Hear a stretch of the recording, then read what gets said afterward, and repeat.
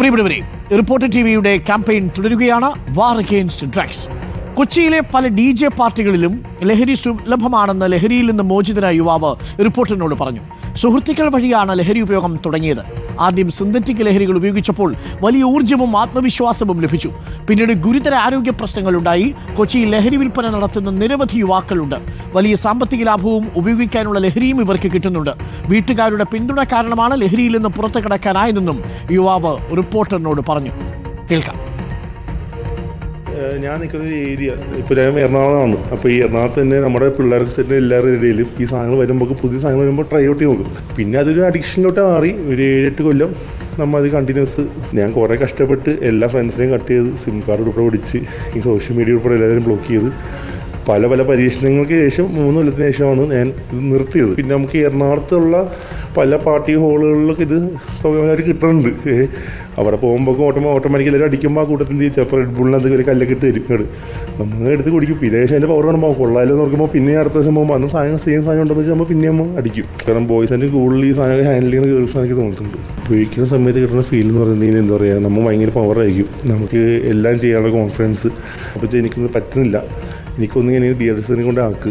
അപ്പോൾ ഞാൻ പറഞ്ഞു DHC പോകേണ്ട ആവശ്യമൊന്നുമില്ല, എനിക്ക് സ്വയം നിർത്താൻ പറ്റും. എൻ്റെ ആ ഒരു സിക്നെസ്, അത് നമുക്ക് ഈ അടിക്കാൻ വരുമ്പോൾ തോന്നുന്ന ദേഷ്യവും ഫ്രസ്ട്രേഷനും മൊത്തം ഞാൻ ജിമ്മിൽ വർക്കൗട്ടിലോട്ട് തിരിച്ച് നീന്താൻ പോയി.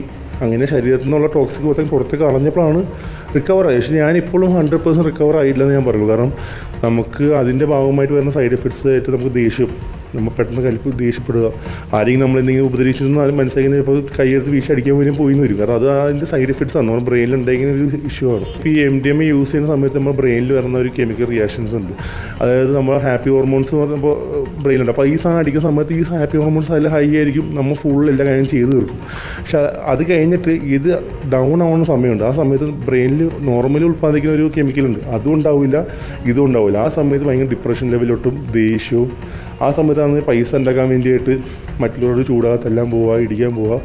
പിന്നെ ഭയങ്കര സംശയരോഗമായിരിക്കും ഒക്കെ ഉപയോഗിച്ചിട്ടുണ്ടെങ്കിൽ.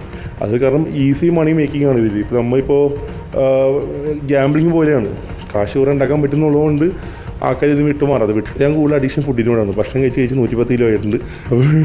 കൂടുതലും ഇപ്പോൾ അതിലോട്ട് ഫോക്കസ് ചെയ്ത് ജിമ്മും കാര്യമായിട്ട് പോകാനുള്ള പരിപാടിയിലാണ്.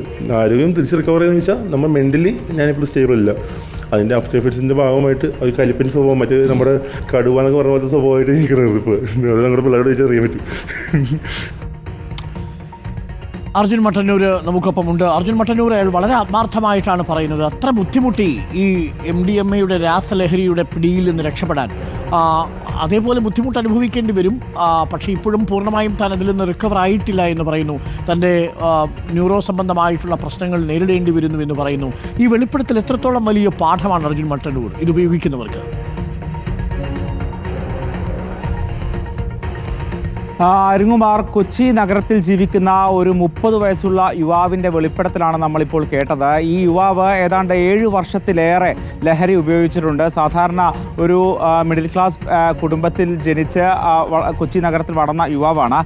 ചെറുപ്പത്തിൽ തന്നെ ഇത്തരത്തിൽ വലിയ സൗഹൃദങ്ങളും മറ്റുമുണ്ടായി. ഈ സുഹൃത്തുക്കൾ വഴിയാണ് ലഹരിയിലേക്ക് എത്തുന്നത്. ആദ്യം കഞ്ചാവാണ് ഉപയോഗിച്ചത്. ഏതാണ്ട് 7 വർഷത്തോളം തുടർച്ചയായി കഞ്ചാവ് ഉപയോഗിച്ചു. അതിനുശേഷം കഞ്ചാവിൽ നിന്ന് പുറത്ത് കടക്കണമെന്ന് യുവാവ് തന്നെ ആഗ്രഹിക്കുകയും അത്തരത്തിൽ പുറത്ത് കടക്കുകയും ചെയ്തു. പക്ഷെ അതിനുശേഷമാണ് ഇത്തരത്തിലുള്ള സിന്തറ്റിക് ഡ്രഗ്സുമായി സുഹൃത്തുക്കൾ വരുന്നത്. ഇതെന്താണ് എന്നറിയാനുള്ളൊരു കൗതുകം കൊണ്ടാണ് ഈ യുവാവ് ഇത്തരത്തിലുള്ള സിന്തറ്റിക് ഡ്രഗ്സ് MDMA അടക്കമുള്ള ലഹരികൾ ഉപയോഗിച്ച് തുടങ്ങിയത്.